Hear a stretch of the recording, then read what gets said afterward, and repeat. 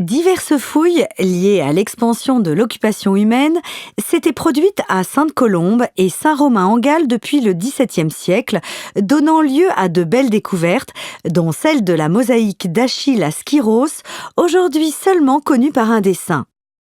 D'autres fouilles livreront heureusement de beaux trésors qui ne subiront pas le même sort. Mais ce sont les fouilles réalisées en vue de la construction d'un lycée en avril 1967 qui révéleront l'ampleur des vestiges cachés en cet endroit. Avec la découverte de la Maison des Dieux Océans et de sa grande mosaïque, c'est tout un quartier de la Vienne antique qui vient d'apparaître.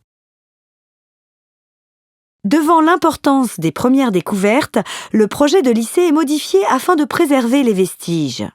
Le Conseil général du Rhône se porte acquéreur des terrains en vue de la création d'une réserve archéologique. Le site archéologique est classé au titre des monuments historiques le 22 mars 1983. Entre 1983 et 1999, chaque campagne de fouilles sera suivie de travaux de restauration permettant la préservation des vestiges et une mise en valeur du site qui aboutit à la construction du musée au milieu des années 90.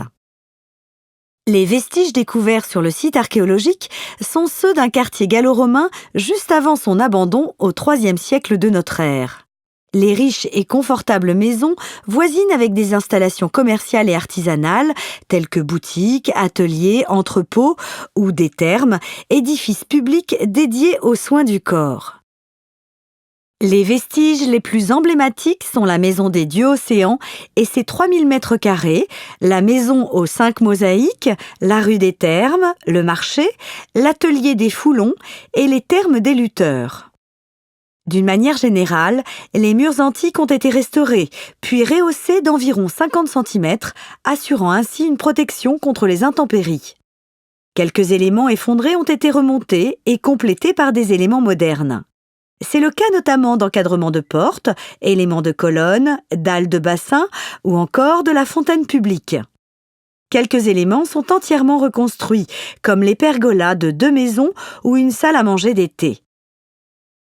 Dans les années 90, grâce à ces restaurations, plusieurs bassins de maisons sont remis en eau et leurs jardins réaménagés avec une végétation connue à l'époque romaine. Concernant les vestiges des thermes des lutteurs, le choix a été de se rapprocher de leur aspect à l'époque romaine. La restauration des latrines a été plus poussée que sur le reste du site. Aménagé en 2008 à l'ouest du site, le domaine des Allobroges constitue quant à lui un lieu de restitution et d'expérimentation archéologique, présentant sur près de 3000 m² un jardin botanique de plantes antiques, un vignoble romain ainsi qu'une aire dédiée à la recherche, notamment des fours de potiers.